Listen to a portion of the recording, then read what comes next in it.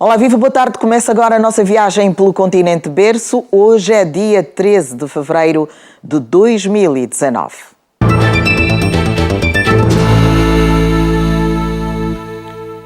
E começamos esta edição com uma notícia triste proveniente da Nigéria, onde há luto antes das eleições gerais deste sábado.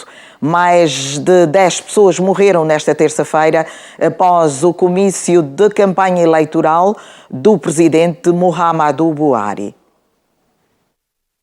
Pelo menos 14 pessoas morreram e outras 8 ficaram feridas na terça-feira durante um tumulto após um comício da campanha presidencial da Nigéria de Muhammadu Buhari, que busca a reeleição no próximo sábado. Os funcionários do Hospital Universitário de Port Harcourt, na cidade onde aconteceu a tragédia, confirmaram as 14 mortes. As vítimas eram militares e simpatizantes do Congresso de Todos os Progressistas, partido do presidente Muhammadu Buhari. Posso confirmar a morte de 14 pessoas até ao momento. Inicialmente eram apenas 6. Mas o número mudou à medida que os feridos acabaram por morrer. Confirmou a fonte médica do Hospital de Port Harcourt. As vítimas foram pisoteadas quando os simpatizantes do Congresso de Todos os Progressistas foram obrigados a deixar o local após o discurso do presidente Buhari. Para as eleições do próximo sábado no país mais populoso da África, concorrem, além de Muhammadu Buhari, outros 71 candidatos, entre os quais o vice-presidente Atiku Abubakar, candidato da oposição pelo Partido Democrático Popular.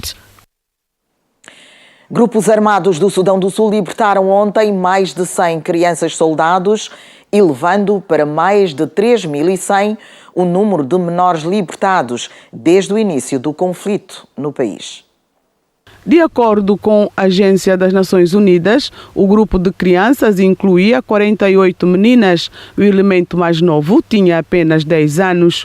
O Fundo das Nações Unidas para a Infância sublinhou que há cada vez mais crianças a serem libertadas pelos grupos armados e forças armadas. No último ano, desde fevereiro de 2018, mais de 1.000 crianças foram libertadas por vários grupos armados do Sudão do Sul. 5 meses após a assinatura de um acordo de paz no país, o Unicef desafia todas as partes envolvidas a reafirmarem os seus compromissos e defenderem os direitos das crianças, garantindo que nunca mais voltarão a ser soldados. Embora os dados exatos sobre o número de crianças utilizadas e recrutadas em conflitos armados sejam difíceis de confirmar devido à natureza ilegal do recrutamento, a Unicef estima que dezenas de milhares de meninos e meninas menores de 18 anos sejam usadas em conflitos em todo o mundo. As crianças deslocadas ou as que vivem na pobreza são ainda mais vulneráveis ao recrutamento. As crianças são recrutadas ou usadas para várias funções por forças armadas e grupos, incluindo combatentes, cozinheiros, portadores de armas, mensagens e espiões, ou são sujeitos à exploração sexual, sublinhou a Unicef. Esta libertação coincidiu com o Dia Internacional contra a Utilização de Crianças-Soldado. A União Africana começou a reduzir este mês o número de militares na Somália. O contingente do Burundi será o primeiro a diminuir o seu efetivo da missão de paz da União Africana naquele país do Corno da África. A União Africana pediu ao Burundi, o segundo maior contribuinte de tropas à Força de Manutenção da Paz na Somália, para repatriar 1.000 soldados destacados no país do Corno de África até 28 de fevereiro, como parte de um programa de retirada gradual da missão. Este pedido está contido nas conclusões da reunião do Comitê de Coordenação para as Operações Militares da AMISOM, realizada a 30 de novembro do ano passado em Addis Abeba, na Etiópia. Atualmente, cerca de 5.400 soldados do Burundi estão na Somália. O segundo maior contingente dos 21.500 efetivos da AMISOM, atrás apenas do Uganda, com 6.200 soldados. A retirada faz parte de um desengajamento gradual das tropas africanas para serem substituídas por um exército somali. Inicialmente, cada país contribuinte de tropas deveria repatriar desses 1.000 soldados na Somália. Mas, como o contingente do Burundi tem um problema com os militares, foi decidido repatriar os soldados do Burundi de acordo com um alto funcionário da União Africana. Lançada em 2007 para combater os insurgentes radicais somalis do Al-Shabaab, a missão é composta por tropas do Uganda, Burundi, Etiópia, Quênia e Djibouti. Entretanto, a redução da cota do Burundi resultará numa perda de receita para as finanças públicas do país. De acordo com a União Africana, a organização envia trimestralmente 18 milhões de dólares ao Banco Central do Burundi para pagar salários e equipamentos militares. Uma soma que se tornou numa das principais fontes de divisas do país castigado pelas sanções da União Europeia desde 2016.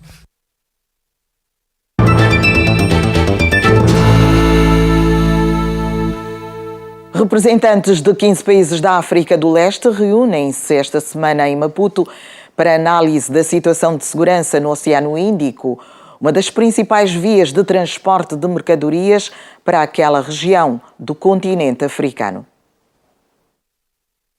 A garantia foi feita pelo encarregado de negócios dos Estados Unidos da América durante o encontro que juntou especialistas de 15 países africanos na capital moçambicana, Maputo. É um fenômeno muito antigo na área da África Oriental.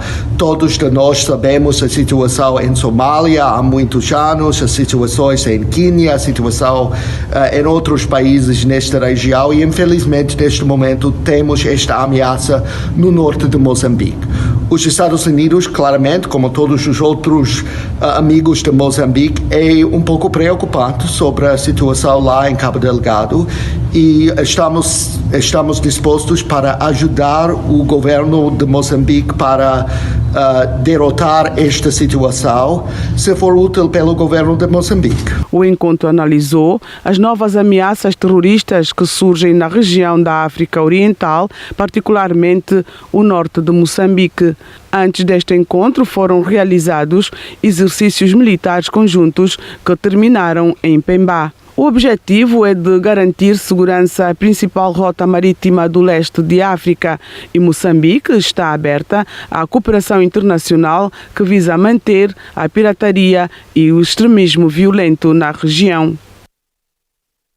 O Togo reforçou esta semana a presença militar próximo da zona de fronteira marítima com o Ghana. Os dois países disputam uma zona rica em hidrocarbonetos. O Togo e o Ghana correm o risco de envolverem-se numa batalha jurídica relativa à demarcação da sua fronteira marítima numa zona supostamente rica em petróleo. As relações entre os dois países deterioraram-se quando, há alguns meses, Accra atribuiu um bloco de exploração de petróleo da região em conflito à empresa pública de petróleo do Ghana e a duas multinacionais. A operação foi contestada pelas autoridades togolesas, que justificam que a fronteira marítima que cobre a concessão petrolífera faz parte do território togolês. O Togo reforçou a sua presença militar na região desde dezembro de 2018. Técnicos dos dois países intensificaram as negociações com vista a uma solução pacífica do diferendo, mas não conseguiram ainda chegar a um consenso. As autoridades do Ghana estão a pensar em recorrer à arbitragem internacional para decidir sobre o assunto, se fracassar a quarta ronda de negociações previstas para o dia 14 de fevereiro. Recorde-se que em setembro de 2017 o Ghana ganhou um processo similar contra a Côte d'Ivoire no Tribunal Internacional do Direito do Mar. Nas Ilhas Maurícias, aumentam as vozes contra a venda da cidadania do país. Anunciada por ocasião da apresentação do orçamento do ano passado, trata-se de uma oferta da cidadania do arquipélago em troca de $1 milhão para o Fundo Soberano do país. A procura por investidores inclui a oferta de cidadania nas Ilhas Maurícias. O arquipélago do Oceano Índico está a oferecer a estrangeiros a oportunidade de obter a cidadania mauriciana em troca de uma contribuição não reembolsável de $1 milhão para o Fundo Soberano Nacional. Outro esquema consiste na oferta de $500 mil ao Fundo Soberano das Ilhas Maurícias e 50 mil por passaporte para os membros da família. Os portadores de passaporte das Ilhas Maurícias têm acesso a 121 países sem necessidade de visto. No entanto, os críticos temem que a ilha se torne num refúgio para empresários sem escrúpulos ou que estão a ser procurados pela justiça nos seus países. A cidadania do arquipélago está assim à venda desde junho de 2018 em troca de uma fortuna para o Fundo Soberano do país. Qualquer cidadão estrangeiro que deseja pode fazê-lo mediante o pagamento de $1 milhão, sendo que cônjuges e dependentes dos candidatos também são elegíveis com uma contribuição adicional de $100 mil por membro da família. O anúncio foi feito no orçamento de 2018 do país. Entretanto, a lei foi condenada pelos políticos da oposição. A noção de nacionalidade de um país não é um produto, não tem preço e não é de forma alguma uma mercadoria. O Conselho de Desenvolvimento Económico administra o esquema para o qual os candidatos têm que satisfazer os critérios definidos.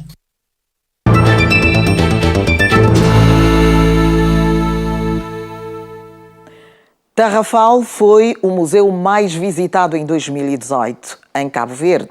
O antigo campo de concentração foi visitado por mais de 9 mil turistas no ano passado.